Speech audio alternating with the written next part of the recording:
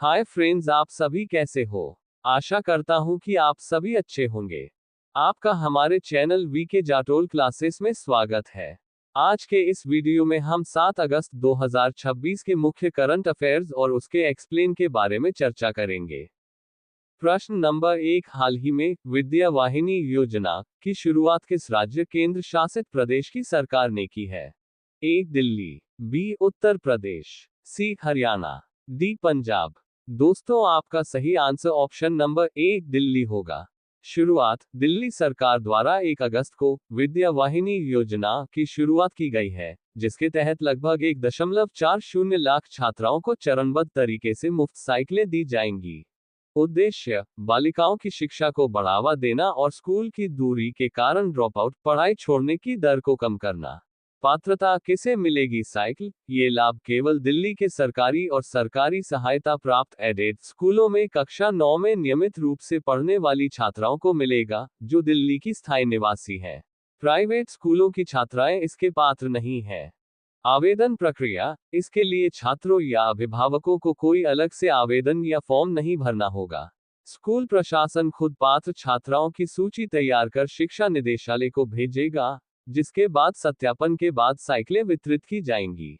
मुख्य दस्तावेज स्कूल का आईडी कार्ड, आधार कार्ड या निवास प्रमाण पत्र और कक्षा 9 में प्रवेश का प्रमाण। प्रश्न नंबर 2, हाल ही में राष्ट्रमंडल खेलों में जूडो में भारत के पहले स्वर्ण पदक विजेता कौन बने हैं? ए प्रिया मलिक और मुस्कान, बी लवप्रीत सिंह और सीमा कालीरमन, सी निकिता सहरावत और अंतिम पंघाल, डी अस्मिता डे और हर्ष सिंह। दोस्तों, आपका सही आंसर ऑप्शन नंबर डी अस्मिता डे और हर्ष सिंह होगा। ऐतिहासिक स्वर्ण पदक कॉमनवेल्थ गेम्स में भारत की अस्मिता डे ने महिलाओं की 48 किग्रा जूडो स्पर्धा में कनाडा की हेडी क्वाच को हराकर गोल्ड मेडल अपने नाम किया है। पहली भारतीय, वो कॉमनवेल्थ गेम्स के इतिहास में जूडो में स्वर्ण पदक जीतने वाली पहली भारतीय जूडो खिलाड़ी बन गई हैं। रोमांचक मुकाबला, फाइनल मुकाबले में शुरुआती पिछड़ने और पेनल्टी के बावजूद अस्मिता ने शानदार वापसी की और golden score sudden death period में निर्णायक अंक हासिल कर जीत दर्ज की। पिता को समर्पण, त्रिपुरा के एक साधारण परिवार से ताल्लुक रखने वाली 23 वर्षीय अस्मिता ने अपनी इस ऐतिहासिक सफलता का श्रेय अपने दिवंगत पिता और कोच को दिया है। इसी दिन हर्ष सिंह ने पुरुषों के 60 किग्रा वर्ग में स्वर्ण जीतकर भारत को जूडो में दोहरा गौरव दिलाया।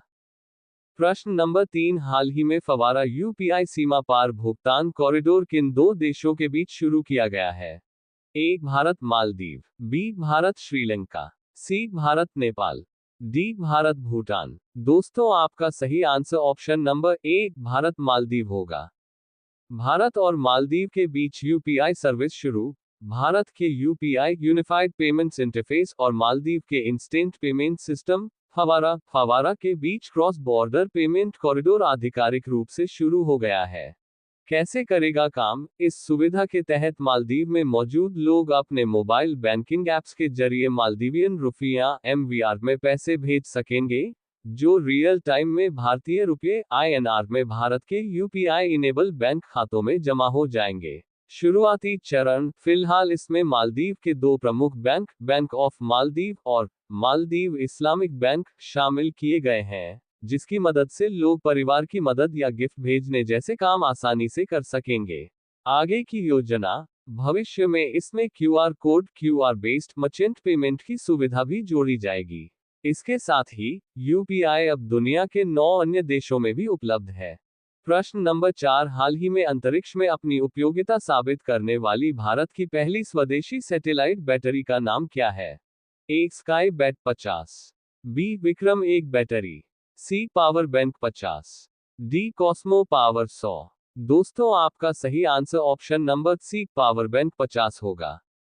ऐतिहासिक उपलब्धि, भारतीय space startup Take Me To Space की पावर बैंक 50 बैटरी देश की पहली ऐसी स्वदेशी made in India satellite battery बन गई है, जिसने अंतरिक्ष में सफलतापूर्वक अपनी उपयोगिता साबित कर दी है। विक्रम 1 मिशन, इस बैटरी को स्काईरूट एरोस्पेस के पहले निजी ऑर्बिटल रॉकेट विक्रम 1 मिशन आगमन के जरिए अंतरिक्ष में भेजा गया था। कैसे किया काम? इस 50 वॉट घंटे की बैटरी ने 450 किलोमीटर की ऊंचाई पर अंतरिक्ष के शून्य, वैक्यूम और अत्यधिक तापमान के बीच कॉस्मोसर्फ स्पेस के पेलोड को सफलतापूर्वक पावर दी। फायदा और कीमत: केवल 380 ग्राम वजनी इस बैटरी की कीमत करीब 1,04,900 रुपये है।